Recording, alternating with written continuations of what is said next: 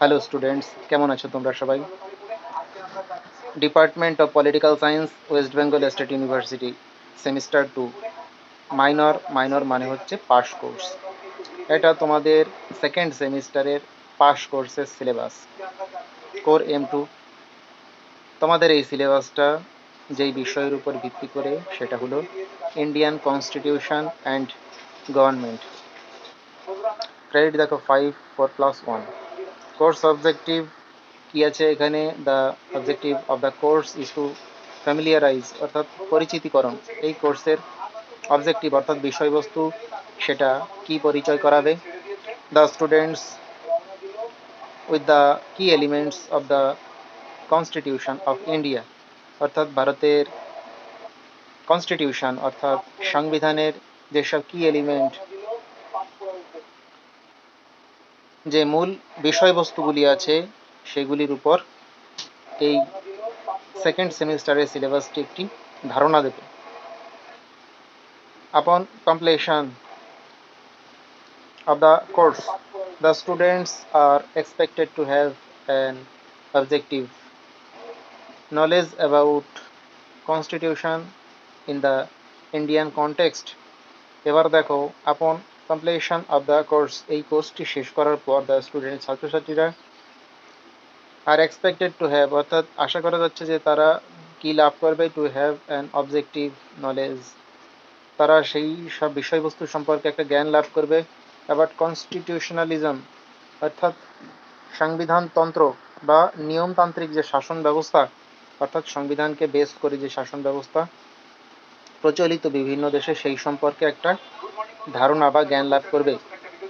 In the Indian context, অর্থাৎ ভারতের যে কনটেক্সট, সেই কনটেক্সটে through the functioning of central and the state governments.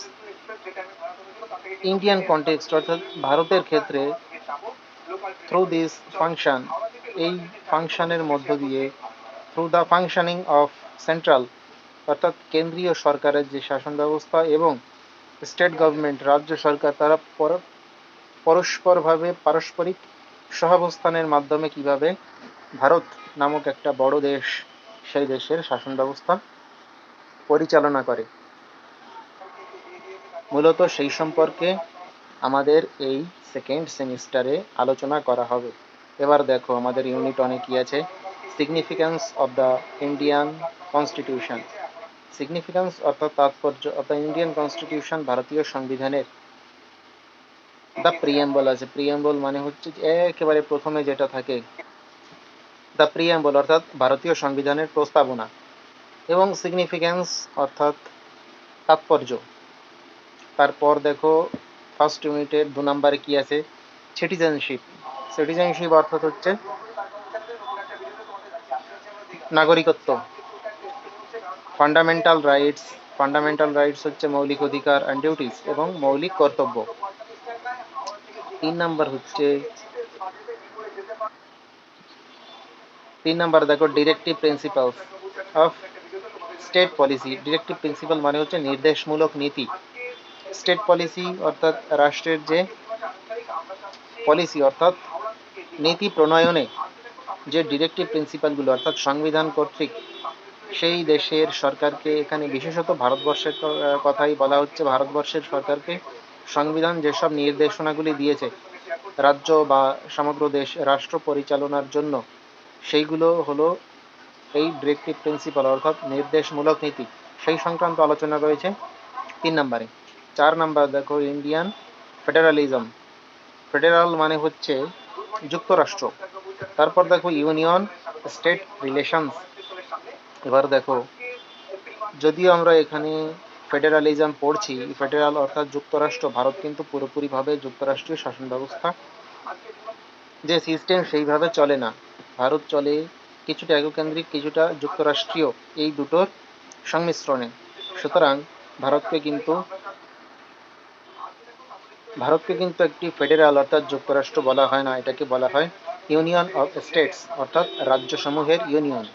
তো এখানে স্টেট রিলেশনস অর্থাৎ কেন্দ্রের সঙ্গে রাজ্যের যে সম্পর্ক বা কেন্দ্র কিভাবে চলে, রাজ্য কিভাবে চলে, কেন্দ্রের খাতায় কতগুলি তালিকা আছে, রাজ্যের কতগুলি তালিকা আছে এবং তারা যুগ্মভাবে কতগুলি তালিকায় কাজ করে, এই সংক্রান্ত আলোচনা হবে এই 4 নম্বরে। এবার দেখো আমাদের ইউনিট 2 কি আছে, ইউনিয়ন। এবার দেখো ইউনিট 2 এর নাম্বার 5 কি আছে, ইউনিয়ন এক্সিকিউটিভ। অর্থাৎ ভারতীয় যে ইউনিয়ন বললাম, স্টেটস অফ ইউনিয়ন অর্থাৎ রাজ্যসমূহের ইউনিয়ন, সেই ইউনিয়নের এক্সিকিউটিভ শাসন ব্যবস্থা কিভাবে চলে, এর মধ্যে কি কি আছে, প্রেসিডেন্ট আছে, ভাইস প্রেসিডেন্ট আছে, প্রাইম মিনিস্টার আছে, কাউন্সিল অফ মিনিস্টার অর্থাৎ এই মিনিস্টারের আন্ডারে যতগুলি মন্ত্রীরা কাজ করে সবগুলোকে নিয়ে হচ্ছে কাউন্সিল অফ মিনিস্টার্স অর্থাৎ মন্ত্রী পরিষদ। তারপর এদের এই যে যতগুলি ক্যারেক্টারের কথা এখানে বা পদের কথা বলা হলো, president, vice president, prime minister and council of ministers, এইগুলোর ইলেকশন অর্থাৎ রাষ্ট্রপতি বা উপরাষ্ট্রপতি, প্রাইম মিনিস্টার, প্রধানমন্ত্রী এবং অন্যান্য যে মন্ত্রীসমূহ আছে তাদের ইলেকশন নির্বাচন কিভাবে হয়, পিওএসআইটিআইএন পজিশন অর্থাৎ তাদের পদের মর্যাদা, কার্যাবলী ইত্যাদি, ফাংশনস মানে তাদের কার্যাবলী। তারপর আছে এমার্জেন্সি পাওয়ার্স অর্থাৎ আপাতকালীন বা জরুরি ভিত্তিক অবস্থায় পাওয়ার্স অ্যান্ড রিলেশনশিপ, সেই সময়ে ক্ষমতা এবং রিলেশনশিপ অর্থাৎ সম্পর্ক প্রাইম মিনিস্টার অ্যান্ড প্রেসিডেন্ট, কীভাবে প্রাইম মিনিস্টার, প্রধানমন্ত্রী এবং প্রেসিডেন্ট, রাষ্ট্রপতি, তাদের সম্পর্কটা কেমন থাকে এমার্জেন্সি পাওয়ারের সময়, সেটা নিয়েও আলোচনা হবে নাম্বার 5-এ। নাম্বার 6, এবার দেখো নাম্বার 6-এ ইউনিয়ন লেজিসলেচার। এখানে দেখো দু ধরনের সাধারণত লেজিসলেচার আছে, একটা স্টেট লেজিসলেচার আর একটা ইউনিয়ন লেজিসলেচার। স্টেট লেজিসলেচারে সাধারণত রাজ্যের যে শাসন ব্যবস্থা সেটা নিয়ে আলোচনা করা হয়। ইউনিয়ন লেজিসলেচারে ভারতের কেন্দ্রীয় সরকারের যে শাসন ব্যবস্থা সেইগুলো নিয়ে আলোচনা করা হয়। এখানে কি কি আছে, রাজ্যসভা আছে, লোকসভা আছে। রাজ্যসভা হচ্ছে ভারতীয় পার্লামেন্টের উচ্চকক্ষ এবং লোকসভা ভারতীয় পার্লামেন্টের নিম্নকক্ষকে বলা হয় অর্গানাইজেশন। অর্গানাইজেশন মানে হচ্ছে গঠন বা সংগঠন। তারপর ফাংশনস এর কার্যাবলী, কমিটি সিস্টেম। তারপর মন্ত্রীদের ভিতরে কিছু কিছু কমিটি সিস্টেম থাকে।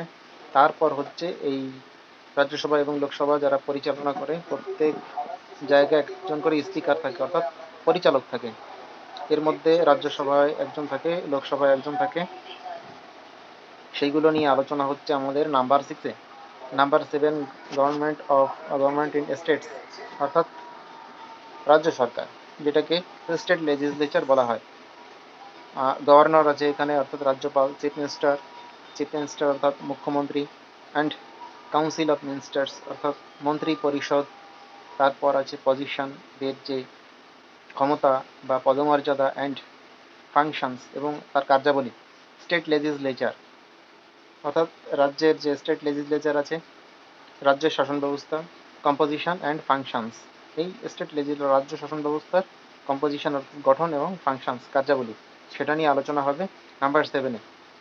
নাম্বার 8-এ জুডিশিয়ারি অর্থাৎ বিচার ব্যবস্থা, জুডিশিয়ারি অর্থাৎ বিচার ব্যবস্থা। সুপ্রিম কোর্ট আছে এখানে সবার উপরে, হাইকোর্ট, এবং সুপ্রিম কোর্টের আন্ডার প্রত্যেক রাজ্যে বা কয়েকটি রাজ্যের একটি করে হাইকোর্ট থাকে। তার কম্পোজিশন, গঠন অ্যান্ড ফাংশনস অর্থাৎ কার্যাবলী, সেটা আলোচনা হবে। তারপর জুডিশিয়াল অ্যাক্টিভিজম এবং জুডিশিয়াল অর্থাৎ বিচার ব্যবস্থার যে অ্যাক্টিভিজমটা থাকে অর্থাৎ কার্যপ্রণালী, সেটাও এই আমাদের ইউনিট 2 এর 8 নম্বরে আলোচনা করা হবে। এই ছিল তোমাদের সেকেন্ড সেমিস্টারের সিলেবাস। তো তোমাদের এই সিলেবাস অনুযায়ী পরপর যে বড় প্রশ্নগুলো আসবে সেগুলো খুব তাড়াতাড়ি এক এক করে চ্যানেলে আপলোড হতে থাকবে। এই রকম আরও গুরুত্বপূর্ণ ভিডিও পেতে সাবস্ক্রাইব করে রাখো চ্যানেলটা এবং ভিডিওটা লাইক করো। Thank you.